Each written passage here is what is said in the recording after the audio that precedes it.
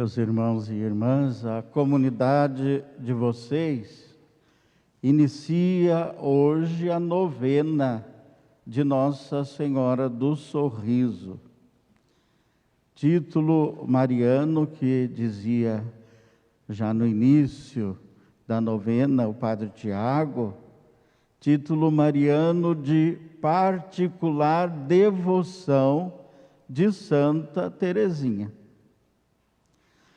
Ela vai escrever na sua autobiografia, anos mais tarde, o rosto da Virgem transpirava uma bondade e uma ternura inefáveis, e seu encantador sorriso penetrou-me até o fundo da alma.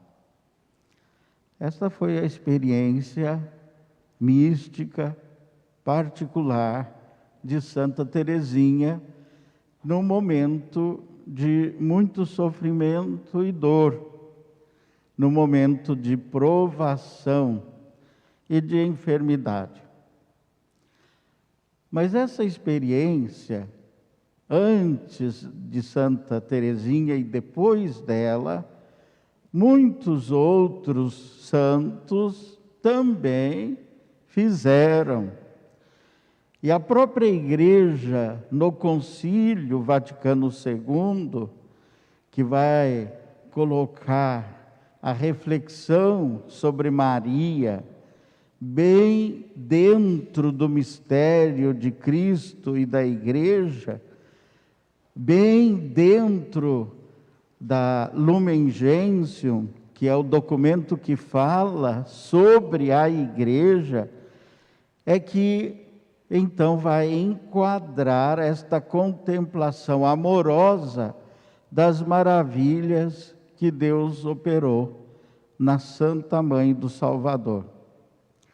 Portanto, Maria é compreendida à luz das Escrituras e à luz dos santos padres e das experiências dos santos, como alguém intimamente associada a Cristo e à realização da nossa salvação.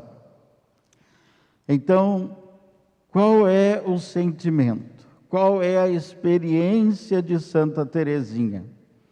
A experiência da maternidade espiritual da Mãe do Senhor em relação a ela. E o Concílio Vaticano II vai dizer que a Virgem Maria é verdadeiramente mãe de Cristo e mãe dos membros de Cristo, que é a Igreja, lembrando o conceito do corpo místico, já como Paulo ensinava numa das suas cartas.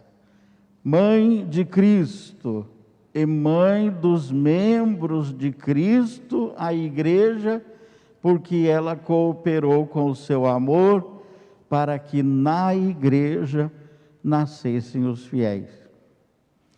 Mas a gente poderia ainda se perguntar de que modo a Santíssima Virgem Maria coopera no crescimento dos membros do corpo místico na vida da graça. Nós ouvimos na primeira leitura, meus irmãos e irmãs, tirada dos Atos dos Apóstolos, que a pregação do Evangelho, o crescimento da Igreja, a difusão do reino de Deus, não acontece sem sofrer oposições, sem sofrer neste mundo dificuldades de toda espécie. Mas também poderíamos dizer, a vida da graça em cada um e cada uma de nós não cresce também sem passar por obstáculos, sofrimentos e toda sorte de dificuldades. Algumas nós a experimentamos pessoalmente, como algo só nosso, algumas das quais só Deus e nós sabemos, mas outras nós as experimentamos como dificuldades, obstáculos e sofrimentos de todo um grupo, de toda a população, ou se quiserem agora, no mundo inteiro, com esta pandemia. Portanto, também em nós, a vida da graça, a vida da fé, não cresce sem enfrentamentos. E disso nós não podemos nos livrar e viver isentos, mas ao contrário, carregando o fardo com sabedoria, carregando a cruz de cada dia, viver o amor e a fidelidade a Deus. De que modo Maria coopera dentro da sua maternidade espiritual no crescimento nosso, dos membros do corpo místico. Em primeiro lugar, mediante a sua incessante súplica, mediante a sua materna intercessão, inspirada por uma ardente caridade. Maria, no céu, junto de Deus, não esquece, como mãe, dos seus filhos que caminham como ela outrora na peregrinação da fé. Vai nos lembrar este documento do Concílio Vaticano II, Lumen Gentium, número 58. Portanto, a sua materna intercessão está sempre à disposição da Igreja inteira e de cada um e de cada uma de nós, como fez a experiência Santa Teresinha do Menino Jesus. Por isso que a Igreja consagra à Mãe Amantíssima, a Virgem Maria, um filial afeto de piedade. Também a Lumen Gentium, no número 63, vai afirmar que aos fiéis, em sua formação e geração, Maria coopera com muito amor. Enquanto o povo de Deus continua a sua peregrinação sobre a terra, a Santíssima Virgem permanece como sinal de esperança e de consolação. Então, meus irmãos e irmãs, vocês irão refletir ao longo destes 9 dias sobre a maternidade espiritual de Maria, que é ao mesmo tempo uma experiência afetiva e efetiva. Afetiva porque toca os nossos sentimentos, porque mexe com a ternura. Ao falar de mãe, nós nos voltamos e nos sentimos como filhos, filhas. Mas também a maternidade espiritual de Maria não fica só no aspecto afetivo, mas se direciona para o aspecto efetivo, para realizar a vontade de Deus, para que por sua intercessão o Senhor conceda a nós aquilo de que realmente necessitamos em cada momento e em cada circunstância da nossa vida, assim como experimentou Santa Teresinha no momento de dor, de sofrimento, na sua enfermidade. assim como experimentou e experimenta a igreja inteira em todos os tempos e em todos os lugares. Logo depois que terminou o Concílio Vaticano II, São Paulo VI, de modo explícito e solene, vai atribuir à Virgem Maria o título de Mãe da Igreja, para que, de fato, a gente perceba a sua maternidade espiritual. Na cruz, quando Jesus diz ao discípulo amado, esta é a tua mãe, Jesus não só proclamou, mas instituiu naquele momento da redenção a nova maternidade de Maria, a sua maternidade espiritual para com a igreja e o mundo inteiro. E esta maternidade não vem de Maria, mas da palavra de Deus.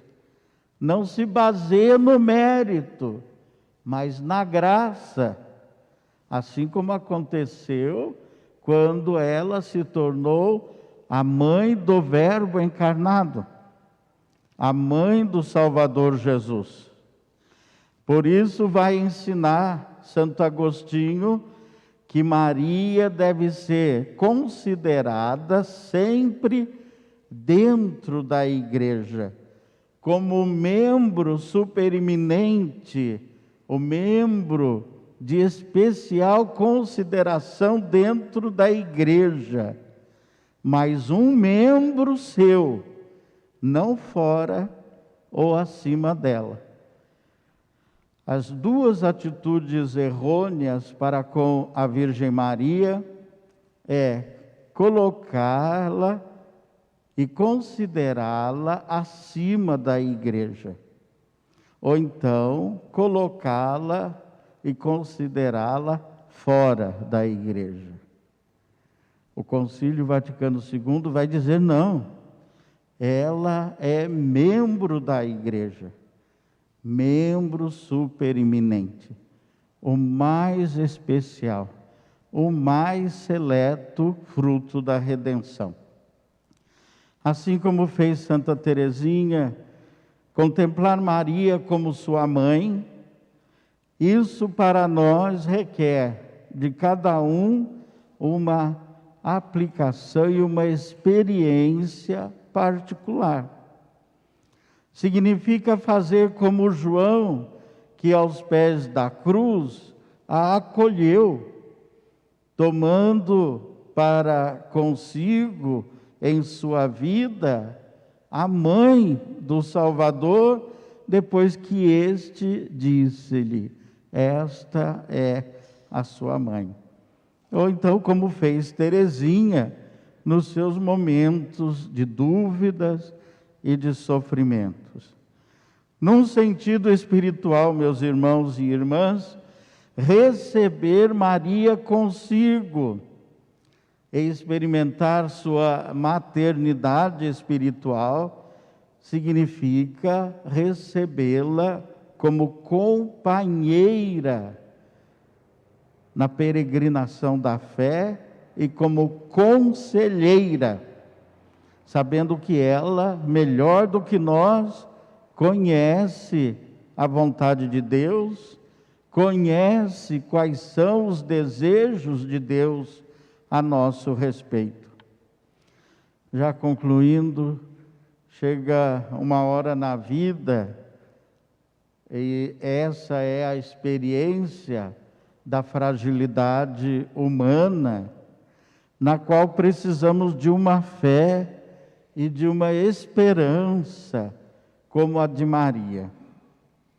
Quando a cruz sobre nossos ombros faz sentir seu peso, ou quando dentro de nós se faz noite escura e a fé quase que não nos oferece apoio, de sentimento, quando chegar esta hora, devemos nos lembrar de Maria e de sua fé e clamar: meu Deus, já que não te entendo, eu confio em ti.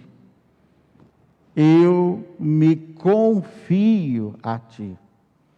E o Senhor nos dirá, como disse hoje no Evangelho: não se perturbe, nem se intimide o vosso coração.